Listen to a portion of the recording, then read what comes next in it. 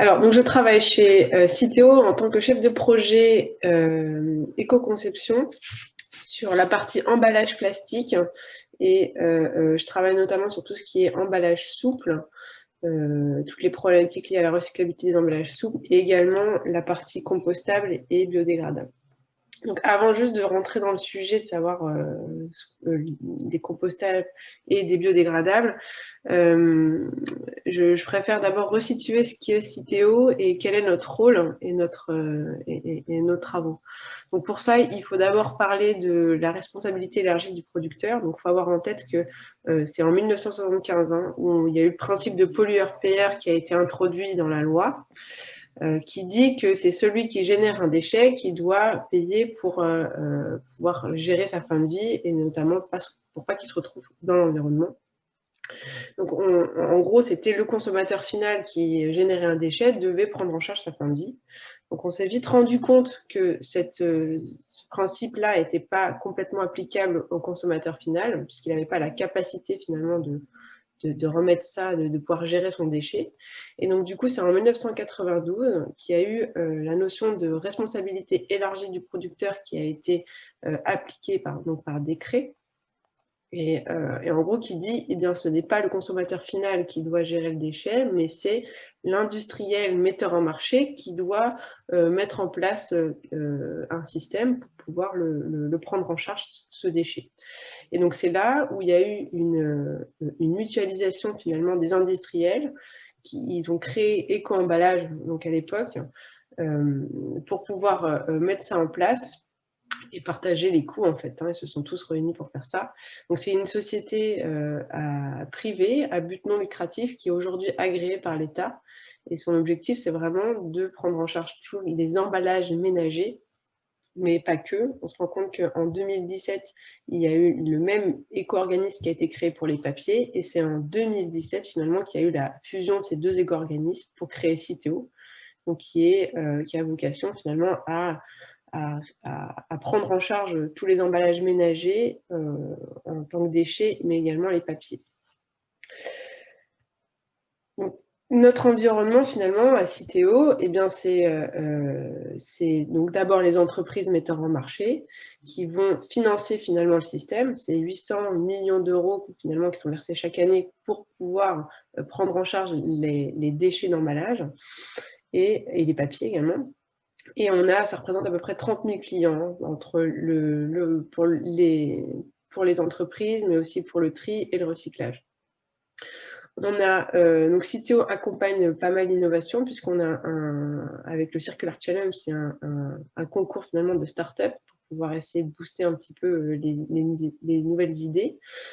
On est également impliqué pour mobiliser le consommateur en simplifiant et en donnant de la valeur aux gestes de tri. Donc aujourd'hui, on a 89% des Français qui trient leurs emballages, mais on n'en a finalement que 51% qui le font systématiquement. Là, je peux vous poser la question en tant que consommateur, est-ce que vous faites systématiquement le geste de tri? On est impliqué avec les pouvoirs publics. Parce que finalement, on est agréé par l'État, c'est-à-dire que l'État nous donne un cahier des charges auquel on répond. Donc, on a des missions et des comptes à rendre au pouvoir public.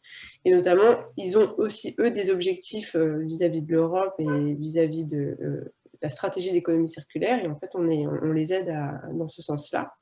On travaille avec les institutions européennes et également nos homologues en Europe pour arriver notamment à avoir des guidelines d'éco-conception qui soient partagées par tous et qui soient les mêmes surtout. On travaille avec les collectivités locales qui organisent le dispositif de tri et de collecte et qui font aussi pas mal de sensibilisation. Et enfin, on travaille avec les opérateurs industriels qui, eux, au final, vraiment recyclent la matière. Donc, comment est-ce qu'on peut les aider à faire en sorte que leur process reste viable et s'améliore? Ce que je vous propose là, c'est de vous donner une vision des filières de recyclage des emballages donc ménagers en 2025. Donc, si on se met en 2025, l'extension des consignes de tri est terminée. Donc, on peut mettre tous dans notre bac jaune les emballages, tous les emballages et les papiers. Ils vont être triés, ils vont ensuite être envoyés pour être recyclés. Et aujourd'hui, quelles sont les filières qui vont exister? Enfin, en 2021, pardon, ce sera celle traditionnellement, donc ça sera du verre, l'acier, l'alu, le carton, la brique, ce qu'on connaît très bien. On va avoir les bouteilles PET aussi, tout ce qui est rigide PET, les bouteilles en PEHD, les bouteilles en PP, et on a également les souples en PE. Et on a, si on se met en 2025, on va avoir aujourd'hui des projets qui sont engagés, mais des filières qui sont toujours en cours de construction, qui sont tous les rigides PET avec des opercules, donc on parle surtout des barquettes, par exemple la barquette de jambon. On va aussi parler des rigides en PS, tout ce qui est peau polystyrène, et les souples en PP. C'est des choses en construction. Et donc, si on parle des emballages compostables, qui est le sujet du jour, donc si on se met en 2025, on va avoir également des filières qui ne sont pas aujourd'hui existantes. Si on regarde le droit européen, si on se place en 2023, la France, elle doit recycler donc, les déchets de cuisine des ménages. Donc ça, c'est une obligation, c'est le droit européen qui impose ça.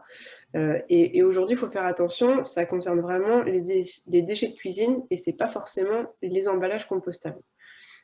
Il n'y a pas forcément d'obligation là-dessus. Et aujourd'hui, en France, il ne va pas y avoir de filière de compostage industriel à l'échelle nationale, c'est-à-dire que la gestion des déchets, la collecte des déchets de cuisine va sûrement être mixte et va dépendre des politiques finalement de région ou de collectivité. Et on va avoir un mix entre la méthanisation, le compostage industriel ou le compostage à domicile. Et donc, il faut comme ça qu'on arrive à se donner des guidelines en ayant en tête finalement cette mixité de fin de vie possible.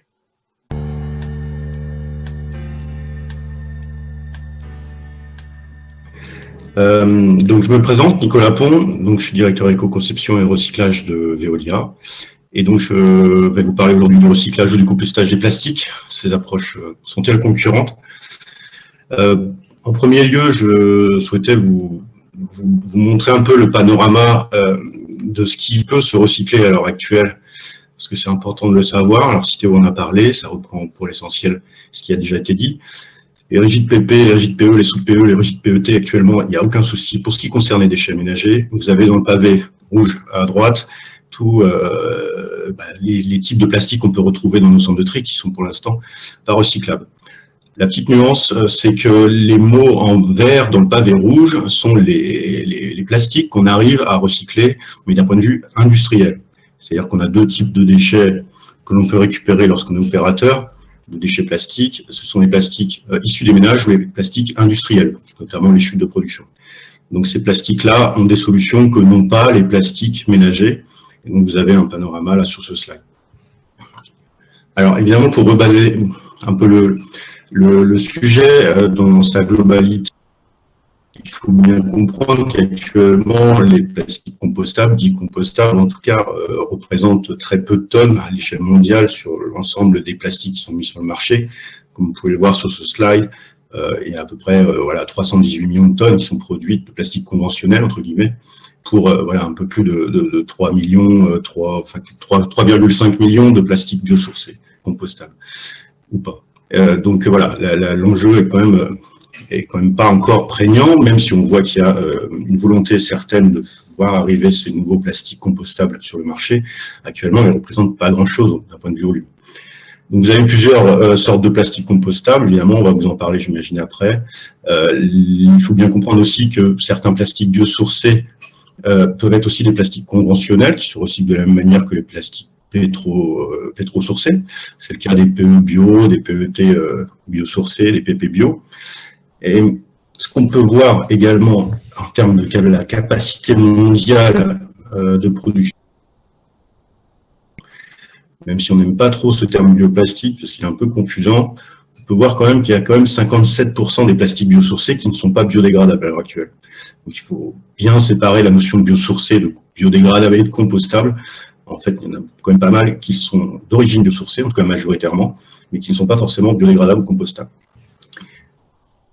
Alors évidemment, partant de cet état de fait, on s'est posé beaucoup de questions dans notre profession sur ces nouveaux emballages en plastique compostable et on a essayé de préconiser quelques règles. Donc là, évidemment, je parle au nom de Veolia, mais aussi de la Fédération professionnelle des opérateurs de déchets, donc la FNAD.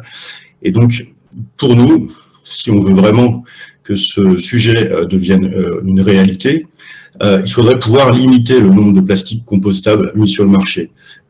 En effet, comme vous voyez, il y a beaucoup de plastiques, au moins une petite dizaine qui sont potentiellement utilisables.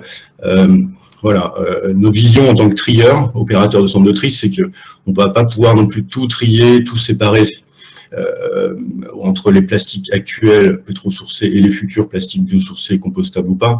Et il faudrait quand même se mettre d'accord sur quelques plastiques qui permettraient d'arriver à une meilleure valorisation. Alors, c'est pas à moi de fixer le nombre, mais en tout cas, voilà, notre opinion, c'est celle-là. Évidemment, ne pas autoriser les plastiques, plastiques compostables dans le flux biodéchets. Alors, celui qui va se mettre en place en 2023, les solutions de compostage devront être mises en place par les collectivités. Donc, quand on dit les solutions de compostage, ça peut être un composteur à domicile, un composteur collectif ou une tournée porte-à-porte. Dans tous les cas, on imagine qu'il va être compliqué d'expliquer aux gens de mettre ces plastiques dans le flux biodéchets et ça risque d'être confusant également et on risque de se retrouver dans ces tournées biodéchets porte-à-porte si jamais elles existent, avec pas mal de plastiques qui seront plutôt les plastiques actuels, par méconnaissance des gens de la différence entre un plastique compostable ou pas. Donc on privilégie plutôt le vrac ou les bioseaux ou des sacs en papier pour pouvoir faire cette collecte en porte-à-porte. Évidemment, privilégier l'usage et le contenu de l'emballage, c'est important. Cette filière peut se développer, mais il ne faut pas qu'elle rentre en concurrence avec les plastiques, les emballages recyclables, et il faut absolument tenir compte de son usage pour que cette solution soit pertinente. Il ne faut pas également substituer les résines plastiques recyclables actuellement par des plastiques compostables. Ce serait quand même dommage après tout le travail qui a été fait pour monter certaines filières, de les mettre en difficulté à cause d'une substitution qui potentiellement n'a pas lieu d'être, puisque actuellement le problème n'est pas sur les PE, les PP ou les PET. Donc cette substitution serait quand même défavorable à nos métiers. Évidemment, créer, pourquoi pas, une filière de valorisation dans les CSR. Alors il y a apparemment un vrai intérêt du carbone biogénique issu de la compostable. Il dégage moins de CO2, de gaz à effet de serre, et donc il est intéressant de les voir arriver dans ces flux CSR. Alors le CSR, c'est le combustible de substitution, ça sert pour certaines usines à substituer le pétrole qu'elles utilisaient jusqu'ici grâce à un déchet qui va être préparé, sur lequel on va enlever le PVC, les métaux, etc. Donc qui va être aussi avec une granulométrie assez petite, qui permettrait de pouvoir les valoriser de façon énergétique. Mais là, il faut bien comprendre que c'est une vraie filière et c'est pas la filière de l'incinération ou de la valorisation énergétique comme on l'entend généralement. Ce sont des unités vraiment dédiées à la combustion du CSR. Et donc, pour que tout ça devienne réalité, il faut évidemment que les consignes de tri puissent évoluer. Donc ça, c'est cité qui a la main sur ce sujet, mais évidemment, pour pouvoir les valoriser d'une façon ou d'une autre, il va falloir pouvoir les collecter et utiliser le moyen actuel qui est quand même la poubelle jaune ou les points d'apport volontaire sur le bord des routes. Ce serait quand même logique. Et à ce moment-là, il faudrait qu'ils puissent rejoindre le flux développement, qui est un nouveau flux qui va se mettre en place dans les centres de tri de collecte sélective, qui est un mélange en fait de nombreux plastiques nouveaux issus des extensions de consignes de tri, comme le PET foncé, le PET opaque ou le PET barquette et les polystyrènes polylourds. Donc, on peut tout à fait imaginer que ces plastiques compostables rejoignent ce flux qui devra être surtrié du coup dans un centre de tri spécifique pour séparer toutes ces résines différentes entre elles. Donc, un second tri sera forcément nécessaire. Et on peut imaginer évidemment une solution de valorisation organique à travers la mise en place d'une vraie filière de compostage industriel qui pour l'instant effectivement n'existe pas, mais qu'on peut voir émerger si jamais elle a vraiment du sens.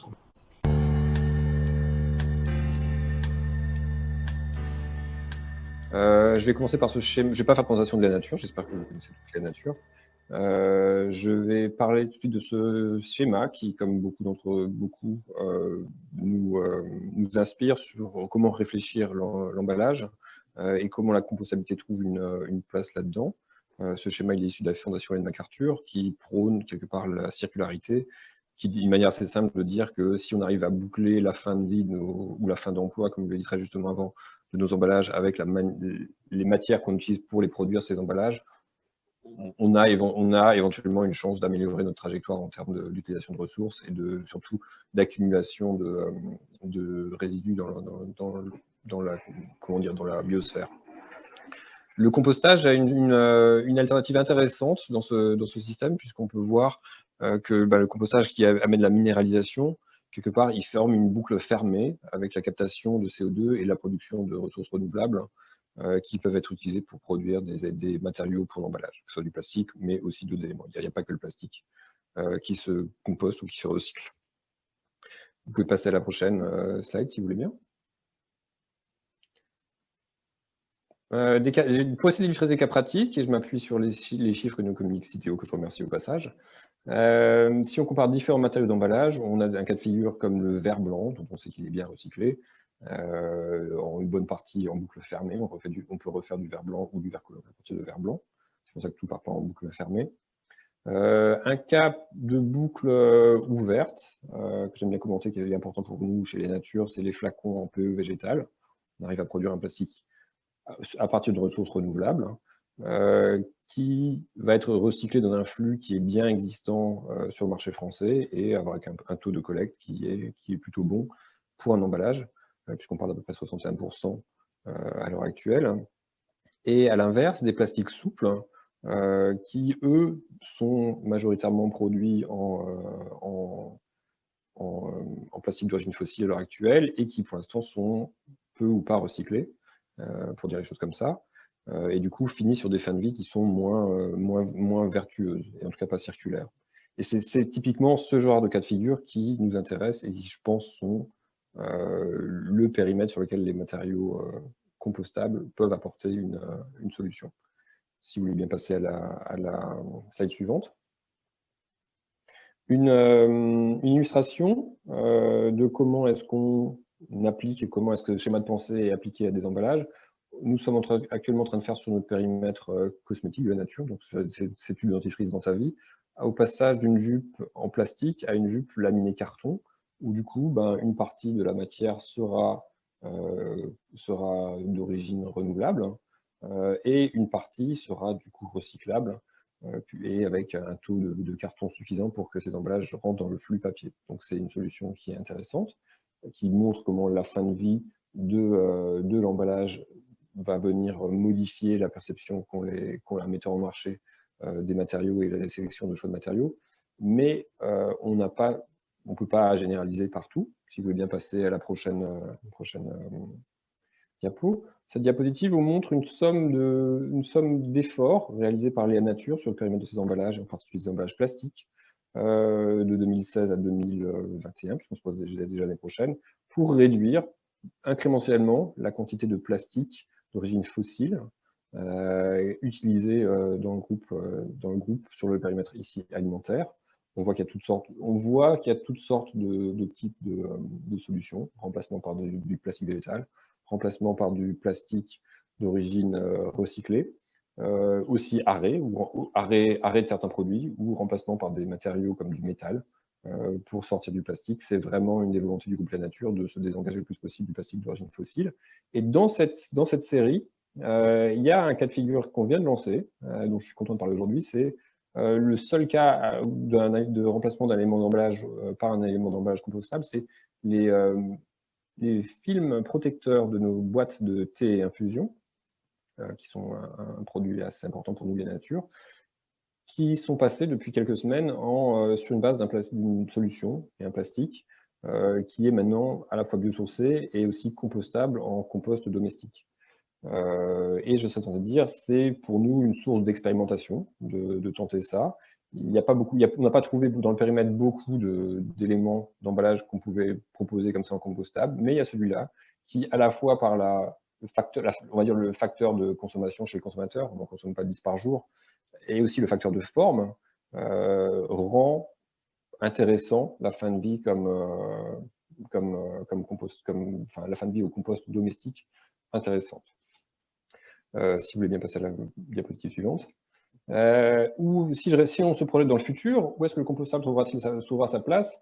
Je pense que la combinaison avec le vrac fera une très bonne solution, dans le sens où des emballages pour le vrac sont des emballages où on a somme toute une relativement faible besoin de barrière et de fonctionnalité de manière générale, et du coup des emballages plus simples, probablement plus légers, qui quelque part ne gardent le produit dans lequel les choses sont mises que sur une durée plutôt courte, et qui du coup est très compatible avec à la fois la philosophie de l'usage de vrac pour réduire la quantité d'emballage utilisé, et le fait qu'on réduise la quantité de matière, de ressources nécessaires pour transporter sur une faible distance cette ressource. De manière générale, les emballages souillés dont le nettoyage n'est pas rentable écologiquement sont intéressants. Et j'aimerais finir cet exposé en disant, vous avez parlé des couches tout à l'heure, il y a un autre produit de grande consommation actuelle que je rêverais de voir compostable, c'est ces masques qu'on voit partout dans l'environnement. Je cite à nouveau Citeo parce que je trouve cette infographie que vous avez fait sur les masques très maligne. Voilà, on en trouve malheureusement beaucoup dispersés dans l'environnement. Et typiquement, ça serait vraiment un bel objet à faire en compostable. Voilà ce que je voulais vous dire pour aujourd'hui. Merci de votre attention.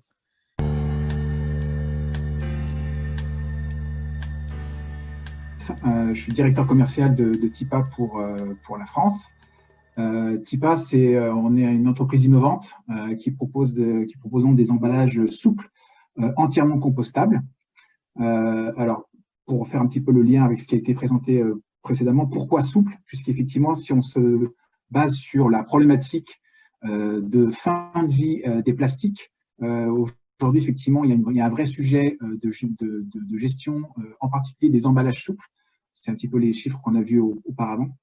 Et donc, c'est pour ça que la volonté de TIPA, c'est d'apporter des solutions qui puissent collectivement permettre de trouver des meilleures solutions de fin de vie pour ce type d'emballage sur lesquels, effectivement, aujourd'hui, il y a des perspectives qui sont soit incertaines, soit à horizon lointain, alors que des solutions existent déjà aujourd'hui. Donc, la vision de TIPA, finalement, c'est de se dire que la nature doit nous inspirer. Inspirons-nous de ce qui marche déjà. Et finalement, la nature propose déjà des typologies d'emballage qui sont très performantes. Et se pose la question du rôle de l'emballage. À quoi sert un emballage? L'emballage sert à préserver la qualité du produit emballé pour cette durée de temps. Le gros problème qu'on a, c'est qu'aujourd'hui, tous les emballages sont surspécifiés. Ils proposent des propriétés qui vont bien au-delà de l'usage et de la temporalité qu'on leur demande. Et l'exemple, effectivement, du fruit, c'est que la peau d'orange préserve l'orange de sa qualité, le temps pendant lequel elle est consommable, mais ensuite, la peau d'orange, en tant qu'emballage, a capacité à se détériorer dans un temps qui est un temps à échelle raisonnée, on parle de quelques mois, et qui a le même destin que la fraction organique qu'elle contient. Donc, c'est sur cette base-là que TIPA a mobilisé sa recherche et développement, a mobilisé ses chercheurs pour arriver à développer un nouveau type de matériaux qui sont des matériaux qui, finalement, gardent les meilleures propriétés du plastique. On parle beaucoup, effectivement, du plastic bashing, mais finalement, le plastique a d'énormes propriétés, a d'énormes qualités. La transparence, la légèreté, la souplesse, le fait qu'il propose des propriétés barrières. On peut faire des impressions de qualité qui font émerger les territoires de marque et les informations de sécurité ou de traçabilité des marques et des producteurs. Également, tout un système d'organisation autour des machines de transformation de cette matière qui permet de faire des formes très variées et très adaptées aux différents types de consommation. Le problème majeur partagé qui fait largement consensus du plastique, c'est justement sa capacité à rester entier, à rester dans l'environnement ou en se désintégrant successivement sous forme de macro, micro, nanoparticules dont on sait qu'elles sont nocives pour l'environnement naturel ou vivant. Donc c'est pour ça qu'effectivement la capacité à pouvoir se désintégrer entièrement sous forme dans des conditions de compostage permet finalement de garder le meilleur et avoir une fin de vie qui soit totalement vertueuse. Aujourd'hui, ce n'est pas qu'une incantation, ce n'est pas qu'un souhait. C'est déjà une réalité sur les marchés alimentaires, notamment sur le marché du frais, sur le marché de l'épicerie sèche ou sur le marché du surgelé, où la nature de nos produits permet de proposer des solutions tout à fait performantes et tout à fait compatibles avec l'organisation actuelle du packaging. Aucun investissement n'est nécessaire pour passer en emballage compostable. Toutes les machines ensacheuses du marché permettent, avec quelques ajustements mineurs, de proposer des emballages souples compostables pour un usage tout à fait équivalent à ce qu'il y avait dans le plastique conventionnel, mais avec une fin de vie qui soit plus raisonnée. Alors effectivement, le débat qu'on peut aussi poser, c'est fin de vie, fin d'emploi. Le recyclage, effectivement, gère la fin de l'emploi. Mais je pense qu'il est important aussi de poser la question de la fin de vie. Le recyclage est-il indéfini? Le recyclage permet-il une sécurité alimentaire? Et donc, un emballage plastique recyclé, quelle est sa fin de vie ultime? La matière produite, quel est son destin, si ce n'est de retarder finalement l'échéance où on va être obligé de les détruire, puisque le recyclage successif, on parle plutôt de décyclage, ne permet pas une réutilisation à l'identique dans des conditions satisfaisantes. Donc, de façon ultime, on se pose la question du devenir de cette matière et de ces millions de tonnes qui sont produites, dont on n'a aucune possibilité de destin vertueux. Et donc, pour conclure un petit peu, pour ouvrir aussi un petit peu la discussion, je voulais partager avec vous ma vision des facteurs clés de succès pour ces emballages compostables. Avant tout, ça repose sur une technologie qui est infaillible et en tout cas qui est totalement sécurisée et qui est certifiée. La qualité des produits mis sur le marché par les industriels proposant des emballages compostables est capitale. Et il faut vraiment se baser sur le sérieux des acteurs et également le fait que le compostage, finalement, par opposition à différentes techniques de recyclage et notamment le recyclage chimique, le compostage est une technologie de fin de vie low-tech, qui ne nécessite pas de gros investissements et qui est somme toute inspiré de la nature. Le deuxième facteur clé de succès, c'est l'adhésion des marques et des consommateurs. On a eu le témoignage de la nature, effectivement, qui trouve ça intéressant. D'autres marques sont évidemment partagent cet avis-là. Mais ce qui est très intéressant aussi, c'est l'avis des consommateurs. Et que sur ce point de vue-là, on a l'impression que l'opinion publique est plutôt en avance par rapport à les décisions politiques. Le troisième facteur clé de succès, c'est l'infrastructure, c'est l'accessibilité au compostage industriel et ou domestique, avec effectivement la valeur que porte le compostage, c'est la capacité à pouvoir gérer ces emballages de façon locale. Pas de transport de marchandises, pas de massification des flux inutiles, pas de traitement en dehors des frontières de la France ou même dans un périmètre élargi. La capacité à pouvoir traiter local est très importante. Et le dernier point, c'est sans doute celui qui fait le plus défaut, c'est un cadre réglementaire et législatif qui permet le fonctionnement de cette filière, qui permet d'organiser avec les éco-organismes en place aujourd'hui pour pouvoir structurer et faire en sorte que chacun de ces quatre maillons fonctionne bien ensemble.